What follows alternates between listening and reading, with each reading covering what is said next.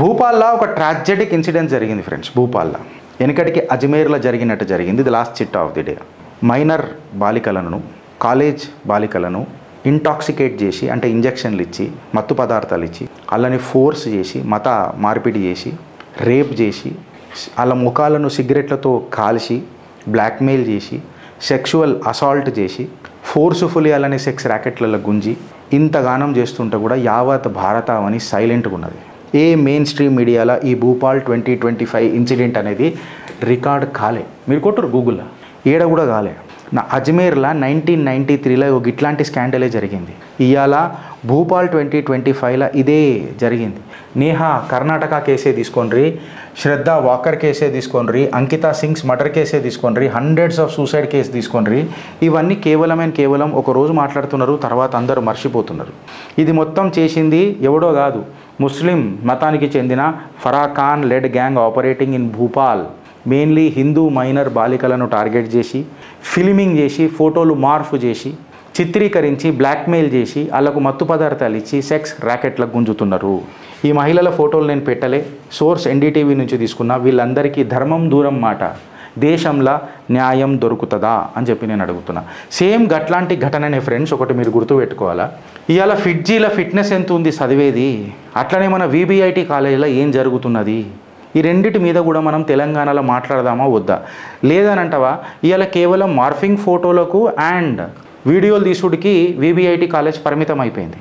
రాను ఒక భూపాల్ కేసు అయితే దాన్ని చిన్నగా ఉన్నప్పుడే అంతం చేయడం అనేది మానవత్వమా కాదా?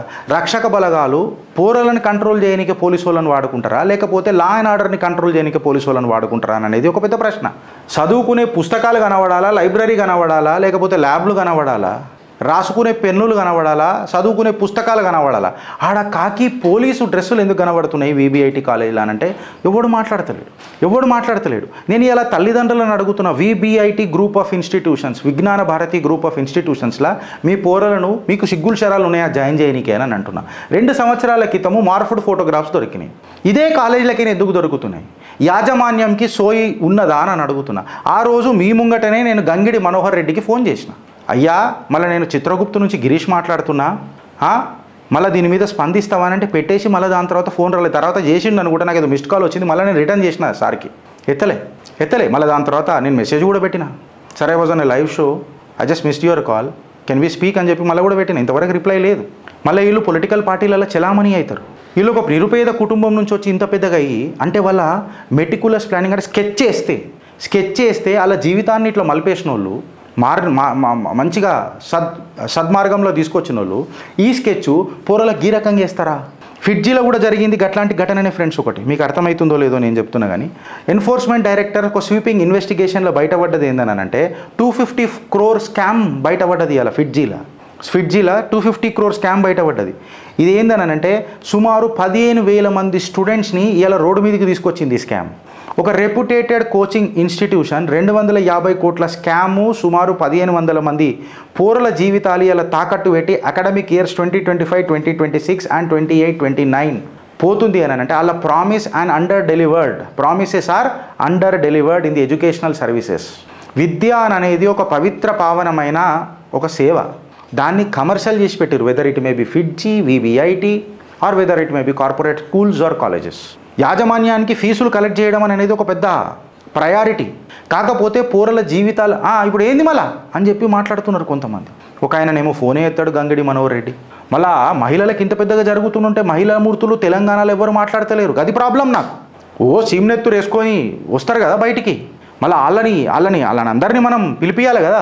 ఏదో ఇంట్లో కూర్చోబెట్టి వాళ్ళందరికీ బ్రీఫింగ్ ఇచ్చి గిట్ల ప్లాను, గిట్ల ఎగ్జిక్యూషన్, గిట్ల స్కెచ్ చేయాలా అని చెప్పి ఏదో ఒక కాలనీలను కూర్చోబెట్టి ఏదో ఒక ఇంట్లో కూర్చోబెట్టి వాళ్ళకు చెప్పాలి కదా ఇంత అన్యాయం జరుగుతుంది వీబీఐటీ కాలేజీలానని.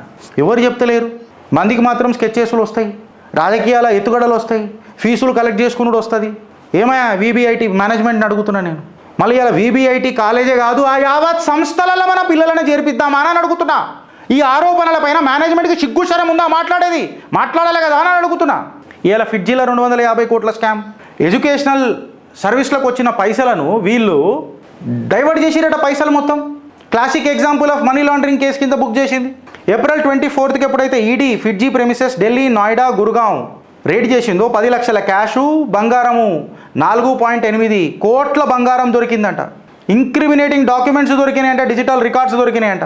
32 కోచింగ్ సెంటర్లు ఒక్కసారి బంద్ అయిపోతే 15,000 మంది పోరల జిందగీ ఏమైపోతుంది? ఇప్పుడు ఈ వీబీఐటీలు ఏమైనా అడ్డగలుగా కేసులు ఏమైనా అయినాయి అనుకో.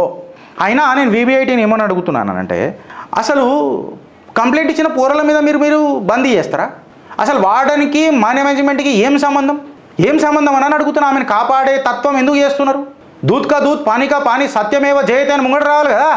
తపస్య కాలేజీలల్లా ఆ రోజు ఢంకేపే చోటు మాట్లాడిన గంగిడి మనోహర్ రెడ్డి గారు మళ్ళీ వీబీఐటీ కాలేజీలో రెస్పాన్స్ ఇవ్వాలి కదా. పోరగాళ్ళ జిందగీలతో మజాక్ ఆడొద్దు కదా. వీబీఐటీ కాలేజ్ పోరలు రోజు ఒక పోస్ట్ పెడుతుంటే దానికి స్పందించాలి కదా. సిచ్యువేషన్ ఏందో చెప్పాలి కదా. ప్రతిసారి వీబీఐటీ కాలేజీ ఎందుకు అవుతుంది తెలంగాణలో? దానికి పోలీసు వాళ్ళు వత్తాసు ఎందుకు పలుకుతున్నారు? ఇవాళ రక్షణ అనేది పిల్లలకి ఇస్తారా లేకపోతే యాజమాన్యానికి ఇస్తారా? ఎన్ని రోజులు అని చెప్పి దఫనాస్తారు? అంటే మీడియా అక్కడికి వస్తేనే సత్యాలు తెలుస్తాయా లేకపోతే తెలియదా? ఇది కూడా బయట పెట్టింది యూట్యూబ్లే. గౌరవనీయ ముఖ్యమంత్రికి చెప్తున్నాం సార్, ఇది కూడా బయట పెట్టింది యూట్యూబ్లే. కాంగ్రెస్ వచ్చింది, కరెంటు పోయింది, నా చిట్టా కూడా అయిపోయింది.